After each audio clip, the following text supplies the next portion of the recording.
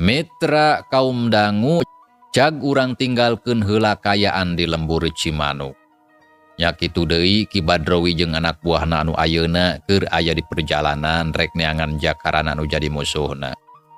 Ayeuna urang nyusul hanca carita anu katunda nyaeta ngeunaan lalampahan Jakarana anu geus jauh ninggalkeun lembur Cimanuk.